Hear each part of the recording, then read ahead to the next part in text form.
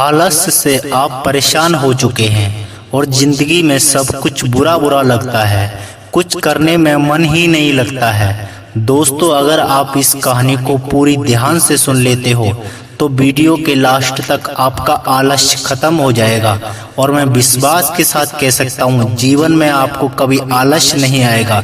बस जो कहानी में बताया गया उसे आपको फॉलो करना है। गौतम बुद्ध अपने ध्यान में बैठे थे। वहां पर एक आदमी आया। ये आदमी अपने आलसीपन से बहुत ज्यादा परेशान था। आलसी आदमी गौतम बुद्ध से बोला, महात्मा जी मेरी मदद कीजिए, मैं अपने आलस्य से बहुत ज्यादा परेशान हूँ। आप ही कोई उपाय बताइए जिससे मैं आलसीपन से छुटकारा पा सकूं। गौतम बुद्ध ने उस व्यक्ति से कहा, पहले मुझे ये बताओ कि तुम्हें क्यों लगता है कि तुम आलसी हो। आलसी आदमी बोला, सिर्फ मुझे ही नहीं गुरुजी, मेरे परिवार वालों को और मेरे आसपास के सभी लोगों को ऐसा लगता है कि मैं आलसी हूँ। गौतम बुद्ध ने फिर उससे पूछा, क्या तुम जानते हो आलस्य क्या होता है? आलसी व्यक्ति बोला, नहीं, मैं नहीं जानता, किंतु मैं इतना जरूर जानता हूँ कि आलस्य बहुत बुरी चीज है। इसकी वजह से मुझे बहुत ज्यादा नुकसान हुआ है। गौतम बुद्ध बोले, जिस परेशानी से तुम छुटकारा पाना चाहते हो पहले उसके बारे में पूरी जानकारी ले लो, तो उससे छुटकारा पाना आसान हो जाएगा। आलसी व्यक्ति बोला, भगवान इतनी बुद्धि तो मुझ में नहीं है, आप ही मुझे इस समस्या के बारे में जानकारी दीजिए। गौतम बुद्ध बोले, आलस्य एक मानसिक अवस्था है जिसे जाने अनजाने में हम खुद ही जन्म देते हैं। आलस्य दो मूलभूत कारणों की वजह से ही जन्म लेता है, एक है शारीरिक और दूसरा है मानसिक। शारीरिक कारणों में पहला कारण है गलत तरह का भोजन। हम सभी जानते हैं कि हमारे शरीर को भोजन से ऊर्जा मिलती है और यह ऊर्जा सजीव चीजों से मिले तो अच्छी, यानी कि प्राकृतिक रूप से जो हमें भोजन की वस्तुएं प्राप्त होती हैं उनसे अगर यह ऊर्जा मिले तो हमारा शरीर इससे अच्छी ऊर्जा प्राप्त करता है। इससे उलट यदि निर्जीव वस्तुओं से ऊर्जा प्राप्त करते हैं तो यह हमें आलस्य की ओर ले जाती है। दूसरा कारण है हमारी शारीरिक गतिविधियां भी हमें आलस्य के चंगुल में फंसा देती हैं। गौतम बुद्ध ने आलसी व्यक्ति को अपने शिष्य की तरफ इशारा करते हुए कहा कि देखो, इनके चलने फिरने बैठने के तरीकों में तुम्हें कुछ अलग नजर आ रहा है। जब आलसी व्यक्ति कुछ समझ नहीं पाया तब गौतम बुद्ध ने उससे कहा, मेरे शिष्य जब भी बैठते हैं तो वे रीढ़ की हड्डी को एकदम सीधा करके बैठते हैं। चलते हैं तो उनके दोनों पैरों के बीच अच्छे से संतुलन बना रहता है और जब वे सोते हैं तो उनका शरीर एकदम स्थित रहता है। ऐसा करने से उन्हें रात्रि में एकदम सही तरीके से नींद आती है। आलसी व्यक्ति बोला, लेकिन नींद तो आलस्य का ही एक शुभ रूप है।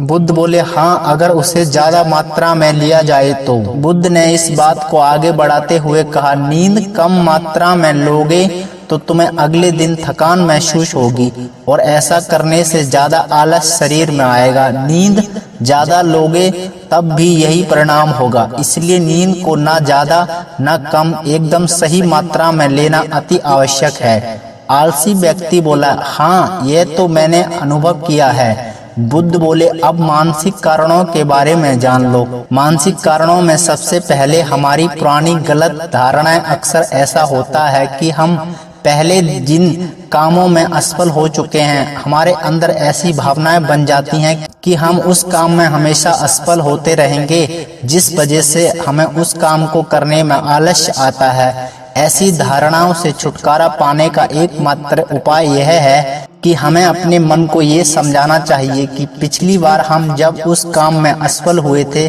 तो हम उसके बारे में जितना जानते थे अब हम उस काम के बारे में उससे ज्यादा जानते हैं, क्योंकि असफल होने के बाद हम उससे काफी कुछ सीखे भी हैं। बुद्ध बोले, दूसरा कारण आलसी और कामचोर लोगों की संगत। कई बार ऐसा होता है कि हम आलसी नहीं होते मगर जिनके साथ हम रहते हैं हम उनके जैसे बनने लगते हैं। इससे छुटकारा पाने का उपाय बहुत सरल है। कामचोर और आलसी व्यक्तियों से दूर रहो। ऐसे व्यक्तियों की संगत में रहो जो अपने काम को बड़ी लगन से करते हैं और तुम्हें कुछ सिखा पाएं। गौतम बुद्ध ने तीसरा कारण बताते हुए ये कारण आलस्य के लिए सबसे बड़ा कारण है, काम को कल पर टालते रहना। ये कारण इतना शक्तिशाली है कि किसी भी व्यक्ति को बर्बाद कर सकता है। इससे बचने का सबसे आसान उपाय है कि जो काम जितनी जल्दी संभव हो उतनी ही जल्दी कर दिया जाए। गौतम बुद्ध ने आलसी व्यक्ति से एक सवाल पूछा, मान लो तुम किसी रेगिस्तान में फंस गए हो और तुम्हें प्यास लगी है, तो तुम क्या करोगे? आलसी व्यक्ति बोला, मैं जल्दी से रेगिस्तान के आसपास के कोई गांव की तलाश करूंगा या ऐसी जगह की तलाश करूंगा जहां पर मुझे पानी मिल सके। गौतम बुद्ध बोले, अगर तुम्हें काफी देर ढूंढने पर भी पानी ना मिले तो तुम क्या करोगे?